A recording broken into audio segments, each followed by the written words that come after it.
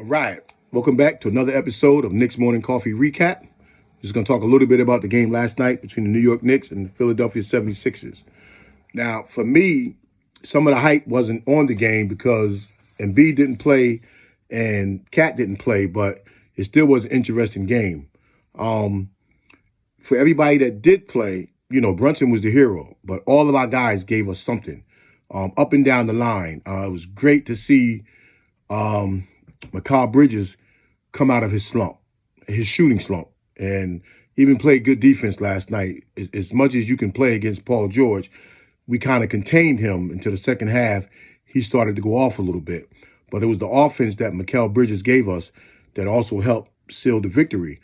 But even to go back to Brunson, Brunson showed why you have to have sometimes 2 or 3 stars on a team.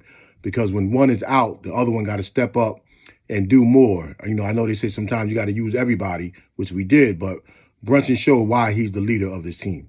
And I was happy to see that. I was happy to see him orchestrate and take control of the game the way a point guard should. He knew when to score. He knew when to distribute. He knew to let the other guy, take over, which is what McCall did. OG also had a nice game, nice solid all-around game. Love what he did last night. His corner three, he did hit one big one towards the end of the game, but his corner three is something that I'm hoping that he, recaptures, that shot from last year and in the beginning of the season, because we're going to need that as the time moves on going down the stretch. Deuce McBride came in, gave us a huge lift. Can't say enough about him. The way he plays defense, hounding the ball. Now, some guys, they got the tricky handle. All you can try to do is stay with them, but they can shift gears so quick that and then when you add the pick and roll to them shifting gears, then it just looked like, the defense is lacking. But the defense is there.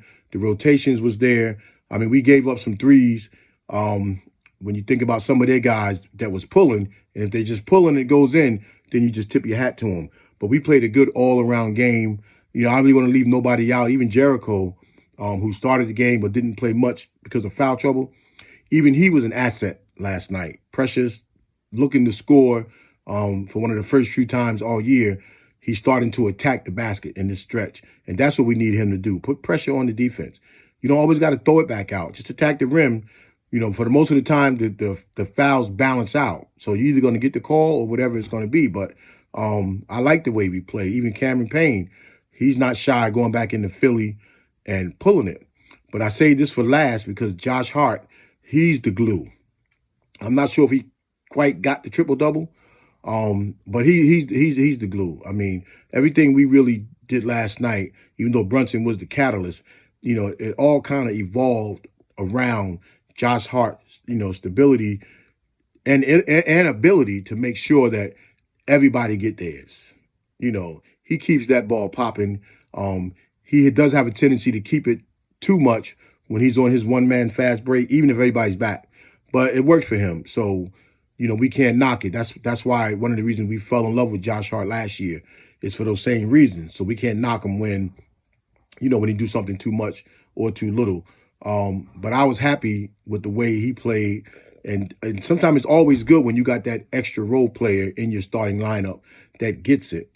And Josh Hart gets it because even, the other day when they asked him about all of the players in the starting lineup, and he said, listen, my job is to make their job easier, is to help them.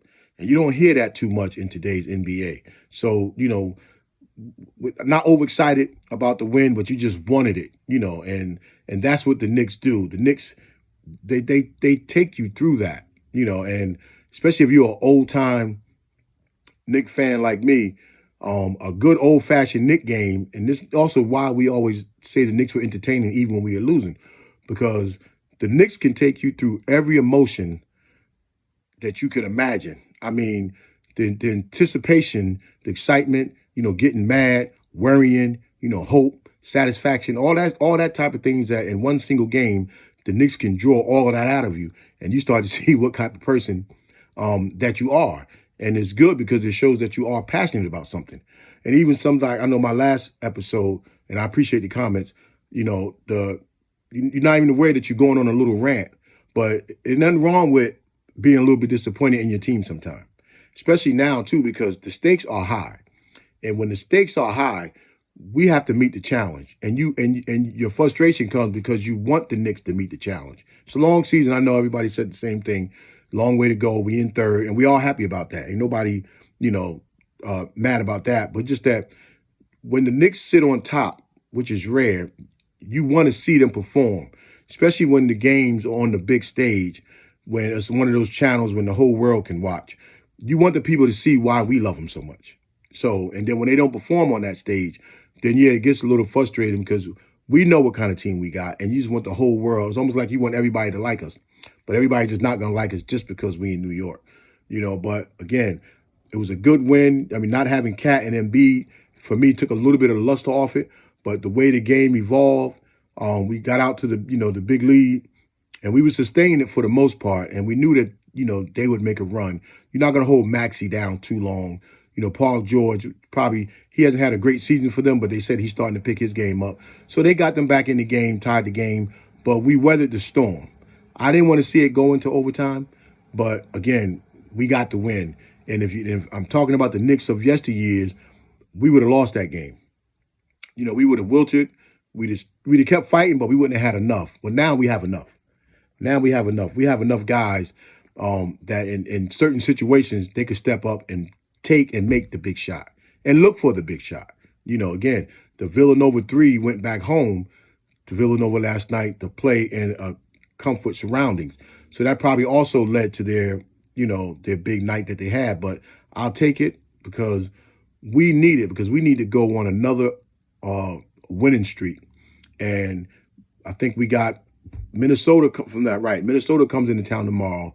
Julius comes in, DiVincenzo comes in. Be nice to see him. Hope the crowd gives them, the type of ovation that they would deserve. But again, I don't know if Cat gonna play, but we want the W. And then I don't know if it's Atlanta on Monday come to town, which is Martin Luther King Day. And then I think we go to the Nets somewhere in there. But then we got like 7, 8 home games after that, and we have to start cooking. We got to lock in. We got to get focused, and then we got to make this run because it doesn't look like Cleveland is slowing down anytime soon. Now they may hit a bump in the road, and if they do, then we want to be right there to take the reins.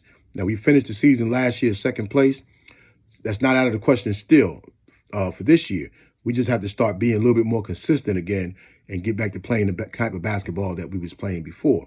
Now on the subject of the center, Ian Begley from SNY was talking about the Knicks maybe looking into a trade for Mitchell Robinson for the Wizards, Jonas Valanciunas. Now, I made it on my show a couple of days ago, or maybe a week ago, I talked about several centers that would be out there and be available. But he was one of them. But I would like to see those centers with Mitchell Robinson.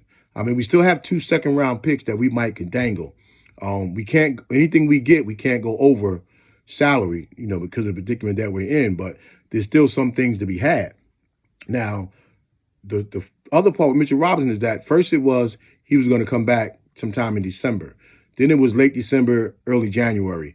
Then it was the end of January. Now they're talking about early February. So I don't understand now. We don't know what is actually going on. Are they holding him as a trade chip, or are he just really not ready? But either way, we can hold down the fort right now. But if Cat happens to be out with his thumb for any period of time, which I doubt because they can wrap that, but we're going to need another 7-footer in there. Huck Porty is sitting on our bench last night. He didn't get in the game. But, I think they might be looking at something a little bit more stability. But the Knicks have to decide what they're going to do with Mitchell Robinson. Now, we do still have time because we just at the halfway mark. But you want to have Mitch back in enough time to get his legs, timing, and rhythm together. And then we know we're going to get the type of player that we've been missing, which would have probably put him on first team, all defensive team last year for sure, the way he was playing. So, again, good win. Happy for the outcome. Happy that we was able to sustain the runs that Philly was putting on us. And they did it in front of their homeboy. They had Allen Iverson in the house. We had Patrick Ewing in the house. So, just like for old time's sake, this was nice. Nice victory, nice win, and nice gut check by the Knicks. All right? So until next time, peace.